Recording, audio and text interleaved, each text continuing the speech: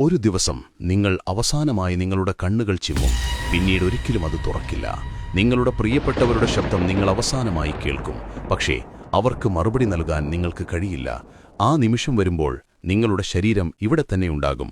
എന്നാൽ നിങ്ങളുടെ ആത്മാവ് അപരിചിതമായൊരു ലോകത്തേക്ക് യാത്ര തിരിക്കുകയായിരിക്കും. എന്തായിരിക്കും ആ ആദ്യത്തെ രാത്രിയിലും തുടർന്നുള്ള ദിവസങ്ങളിലും നിങ്ങൾക്ക് അനുഭവപ്പെടുക? ഈ വീഡിയോയിൽ നമ്മൾ നിഗൂഢമായ ബർസഖ് ലോകത്തേക്ക് പോകുകയാണ്. എല്ലാവരും കടന്നുപോകുന്ന ആ യാത്രയെക്കുറിച്ച് നമ്മൾ പര്യവേക്ഷണം ചെയ്യും. എന്നാൽ ഒരാൾക്കതിനെക്കുറിച്ച് കൃത്യമായി അറിയാമായിരുന്നു: നമ്മുടെ പ്രവാചകൻ മുഹമ്മദ് നബി സ്വല്ലല്ലാഹു അലൈഹി വസല്ലം.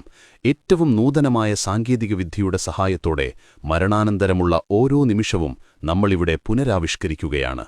നിങ്ങൾ കാണുന്നത് ട്രൂ ഹിസ്റ്ററി സിനിമ. അദൃശ്യമായ ഈ ലോകത്തെക്കുറിച്ചുള്ള അറിവുകൾ നഷ്ടപ്പെടാതിരിക്കാൻ ഇപ്പോൾ തന്നെ ചാനൽ സബ്സ്ക്രൈബ് ചെയ്യുക. നിങ്ങൾ തയ്യാറാണെങ്കിൽ നമുക്ക് തുടങ്ങാം. നമ്മുടെ പ്രവാചകൻ പറഞ്ഞു, എല്ലാ ആത്മാവും മരണം രുചിക്കുക തന്നെ ചെയ്യും. ഇപ്പോഴിതാ ആ നിമിഷം വന്നെത്തിയിരിക്കുന്നു. വർഷങ്ങളായി നിങ്ങൾ നീട്ടിവച്ച, ഒരിക്കലും വരില്ലെന്ന് നിങ്ങൾ കരുതിയ ആ നിമിഷം, അവസാന ശ്വാസം. നിങ്ങളുടെ നാവിന് സംസാരിക്കാൻ കഴിയുന്നില്ല.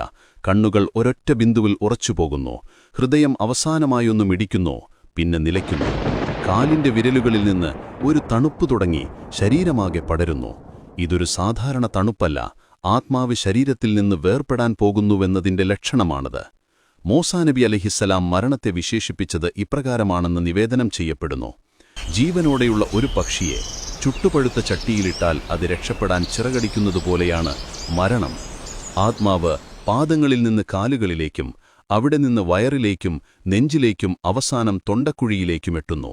സൂറത്തുൽ വാഖിയയിൽ അല്ലാഹു പറയുന്നു: ആത്മാവ് തൊണ്ടക്കുഴിയിലെത്തുമ്പോൾ ആ സമയത്ത് മരിക്കുന്ന വ്യക്തിയെ നോക്കി നിൽക്കുന്നവരെ, നിങ്ങളെക്കാൾ അവനുമായി ഏറ്റവും അടുത്തത് നാമാണ്, പക്ഷെ നിങ്ങളത് കാണുന്നില്ല. ഈ സമയം ശരീരത്തിലെ ഓരോ കോശവും വേദന കൊണ്ട് പൊളയുകയാണ്. നനഞ്ഞ കമ്പിളിയിൽ നിന്ന് മുള്ളുള്ള കൊമ്പ് വലിച്ചെടുക്കുന്നതുപോലെയാണ് ആത്മാവിന്റെ വേർപാട്. ഈ പോരാട്ടത്തിനിടയിൽ ഇരുണ്ട ഒരു രൂപം നിങ്ങളുടെ അരികിൽ പ്രത്യക്ഷപ്പെടുന്നു. അത് മറ്റാരുമല്ല, ഷെയ്ത്താൻ അഥവാ പിശാചാണ്.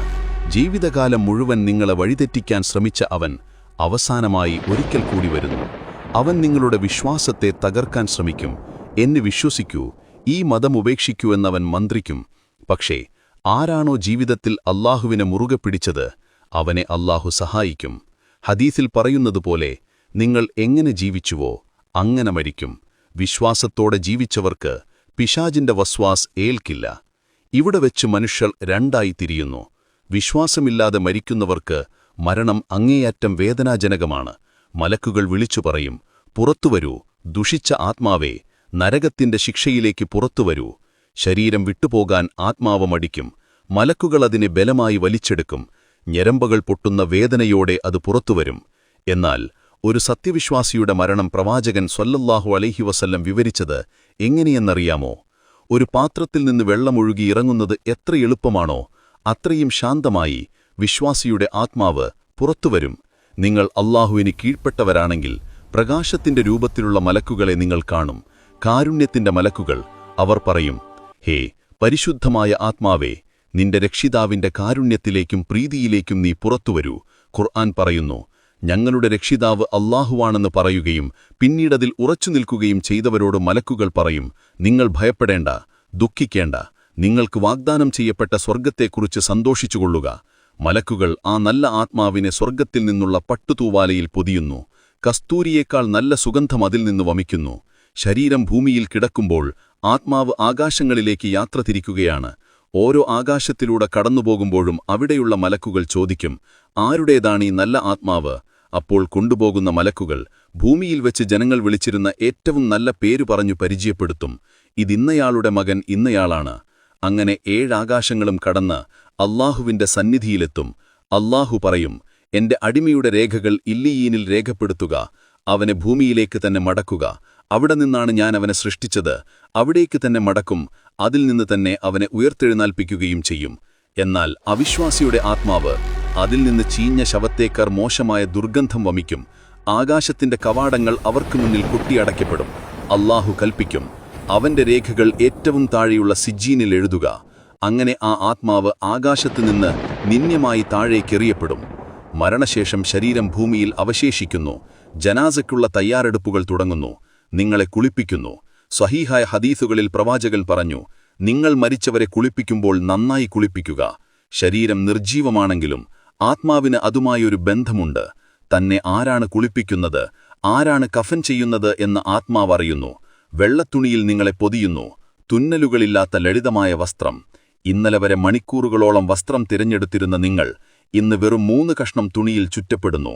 ജനാസ നമസ്കാരം കഴിയുന്നു. മണ്ണിന്റെ ഗന്ധം നിങ്ങളുടെ മൂക്കിലേക്കെത്തുന്നു.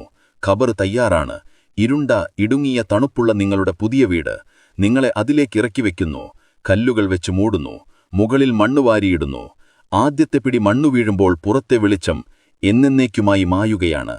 എല്ലാവരും തിരിച്ചു നടക്കുന്നു. അവരുടെ കാലൊച്ചകൾ അകലുന്നത് നിങ്ങൾക്ക് കേൾക്കാം. ഇന്നലെ രാത്രി നിങ്ങൾ ചൂടുള്ള കിടക്കയിൽ ഉറങ്ങി. ഇന്ന് രാത്രി നിങ്ങൾ മണ്ണിനടിയിൽ കല്ലുകൾക്കിടയിൽ ഒറ്റയ്ക്ക് കിടക്കുന്നു. ഇനിയാണ് ഏറ്റവും ഭയാനകമായ നിമിഷം, ഖബറിന്റെ ഞെരുക്കം. പ്രവാചകൻ പറഞ്ഞു, ഖബറിനൊരു ഞെരുക്കമുണ്ട്. അതിൽ നിന്നാരെങ്കിലും രക്ഷപ്പെടുമായിരുന്നുവെങ്കിൽ അത് സഅദ് ബിൻ മുആദ് റളിയല്ലാഹു അൻഹു രക്ഷപ്പെടുമായിരുന്നു. വാരിയെല്ലുകൾ പരസ്പരം കോർത്തുപോകുന്നത്രയ്ക്കും ശക്തമായൊരാലിംഗനം ഖബർ നൽകും. അപ്പോൾ ഇടിമുഴക്കം പോലുള്ള ശബ്ദവുമായി നീല കണ്ണുകളുള്ള 2 മലക്കുകൾ വരും, മുൻകർ നഗീർ. അവർ ആ മനുഷ്യനെ എഴുന്നേൽപ്പിച്ചിരുന്നു. നിങ്ങളുടെ ജീവിതത്തിലെ ഏറ്റവും വലിയ പരീക്ഷ അവിടെ തുടങ്ങുകയായി. 3 ചോദ്യങ്ങൾ. 1. മൻ റബ്ബുക, ആരാണ് നിന്റെ രക്ഷിതാവ്? 2. മൻ ദീനുക, എന്താണ് നിന്റെ മതം? 3. മൻ നബിയുക, ആരാണ് നിന്റെ പ്രവാചകൻ? വിശ്വാസിക്ക് ഈ ചോദ്യങ്ങൾക്കുള്ള ഉത്തരമറിയാം. അവൻ ഭയമില്ലാതെ പറയും, എന്റെ റബ്ബ് അല്ലാഹുവാണ്, എന്റെ മതം ഇസ്ലാമാണ്, എന്റെ പ്രവാചകൻ മുഹമ്മദ് നബി സ്വല്ലല്ലാഹു അലൈഹി വസല്ലമാണ്. അപ്പോൾ ആകാശത്തു നിന്നൊരു വിളിവരും, എന്റെ അടിമ സത്യം പറഞ്ഞു. അവന് സ്വർഗത്തിൽ നിന്നുള്ള വിരിപ്പുകൾ വിരിച്ചു കൊടുക്കുക, സ്വർഗത്തിലേക്കൊരു വാതിൽ തുറന്നു കൊടുക്കുക. ഖബർ കണ്ണിനു കാണാവുന്ന അത്രയും ദൂരത്തേക്ക് വിശാലമാക്കപ്പെടും. സ്വർഗത്തിലെ സുഗന്ധം ആ ഖബറിൽ നിറയും. എന്നാൽ ജീവിതം പാഴാക്കിയവന്റെ അവസ്ഥയോ? അവൻ ഭയത്തോടെ പറയും, എനിക്കറിയില്ല, എനിക്കറിയില്ല. അപ്പോൾ ആകാശത്തു നിന്ന് വിളിവരും, ഇവൻ കളവു പറഞ്ഞു. നരകത്തിൽ നിന്നുള്ള വിരിപ്പുകൾ ഇവന് നൽകുക, നരകത്തിലേക്കൊരു വാതിൽ തുറന്നു കൊടുക്കുക. നരകത്തിലെ കൊടും ചൂടും വിഷക്കാറ്റും ആ ഖബറിലേക്ക് അടിച്ചുകൊണ്ടേയിരിക്കും. നിങ്ങൾ തനിച്ചാണോ? അല്ല. വിശ്വാസിയുടെ ഖബറിലേക്ക് സുന്ദരനായ നല്ല വസ്ത്രം ധരിച്ച ഒരാൾ വരും. വിശ്വാസി ചോദിക്കും, നീ ആരാണ്? അയാൾ പറയും, ഞാൻ നിന്റെ നല്ല കർമ്മങ്ങളാണ്, നിന്റെ നമസ്കാരം, നിന്റെ നോമ്പ്, രഹസ്യമായി നീ ചെയ്ത ദാനധർമ്മങ്ങൾ, നീ ഒഴുക്കിയ കണ്ണുനീർ, അതെല്ലാമാണ് ഞാൻ. അന്ത്യനാൾ വരെ നിനക്ക് കൂട്ടായി ഞാനിവിടെ ഉണ്ടാകും. ഖബറിലെ ഏകാന്തതയിൽ, ഭയത്തിൽ അവൻ നിങ്ങൾക്ക് കാവലായിരിക്കും. എന്നാൽ പാപിയായ മനുഷ്യന്റെ അരികിലേക്ക് വിരൂപനായ ദുർഗന്ധം വമിക്കുന്ന ഒരാൾ വരും. അവൻ ചോദിക്കും, നീ ആരാണ്? അയാൾ പറയും, ഞാൻ നിന്റെ ചീത്ത കർമ്മങ്ങളാണ്, നീ ഉപേക്ഷിച്ച നമസ്കാരങ്ങൾ, നീ പറഞ്ഞ നുണകൾ, നീ ചെയ്ത വഞ്ചനകൾ, അതെല്ലാമാണ് ഞാൻ. അന്ത്യനാൾ വരെ അവനെ ശിക്ഷിക്കാൻ അയാൾ കൂടെയുണ്ടാകും. പിന്നെ 99 പാമ്പുകൾ ആ ഖബറിലേക്ക് നിയോഗിക്കപ്പെടും. അവയുടെ വിഷം എത്ര കഠിനമാണെന്നാൽ അതിലൊന്ന് ഭൂമിയിൽ ഊതിയാൽ പിന്നീട് അവിടെ പുല്ല് കിളിക്കില്ല എന്ന് പ്രവാചകൻ പറഞ്ഞു.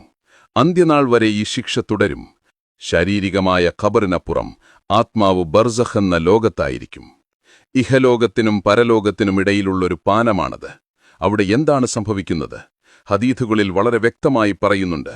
ഒരു വിശ്വാസി മരിച്ചു കഴിഞ്ഞാൽ നേരത്തെ മരിച്ച മറ്റു വിശ്വാസികളുടെ ആത്മാക്കൾ അവനെ കാണാൻ വരും. പ്രവാസത്തിൽ നിന്നൊരാൾ നാട്ടിൽ വരുമ്പോൾ നമ്മൾ ഓടിക്കൂടുന്നത് പോലെ അവർ അവന് ചുറ്റും കൂടും. അവർ ചോദിക്കും, ഭൂമിയിൽ ഇന്നയാൾ എന്തു ചെയ്യുന്നു? അയാൾ വിവാഹം കഴിച്ചോ? അയാൾക്ക് സുഖമാണോ? അക്കൂട്ടത്തിൽ ഒരാളെക്കുറിച്ച് പുതിയ ആൾ പറയും, അയാൾ മരിച്ചല്ലോ, അയാൾ നിങ്ങളുടെ അടുത്തേക്ക് വന്നില്ലേ? അപ്പോൾ അവർ സങ്കടത്തോടെ പറയും, എങ്കിൽ അവൻ നമ്മുടെ അടുത്തേക്കല്ല, അതായത് സ്വർഗത്തിലേക്കല്ല, ഹാവിയയിലേക്കാണ്, നരകത്തിലേക്കാണ് പോയത്. മരിച്ചവർക്ക് നമ്മളെ അറിയാൻ കഴിയുമോ? ബദർ യുദ്ധത്തിനു ശേഷം മരിച്ചവരോട് പ്രവാചകൻ സംസാരിച്ചത് ചരിത്രത്തിലുണ്ട്. ഉമർ റളിയല്ലാഹു അൻഹു ചോദിച്ചപ്പോൾ നബി പറഞ്ഞു, ഞാൻ പറയുന്നത് നിങ്ങളെക്കാൾ വ്യക്തമായി അവർ കേൾക്കുന്നുണ്ട്, പക്ഷെ അവർക്ക് മറുപടി പറയാൻ കഴിയില്ലെന്നേ ഉള്ളൂ എന്ന്. അതുകൊണ്ടാണ് നമ്മൾ ഖബർസ്ഥാൻ സന്ദർശിക്കുമ്പോൾ സലാം പറയുന്നത്. ഷഹീദുകളായ ആളുകളുടെ ആത്മാക്കൾ പച്ചക്കിളികളുടെ ഉള്ളിലായി സ്വർഗത്തിലൂടെ പറന്നു നടക്കുമെന്ന് പ്രവാചകൻ പറഞ്ഞിട്ടുണ്ട്. പ്രിയപ്പെട്ടവരെ, ബർസഖ് ലോകത്ത് കിടക്കുന്നവർക്ക് സ്വയം ഒന്നും ചെയ്യാൻ കഴിയില്ല.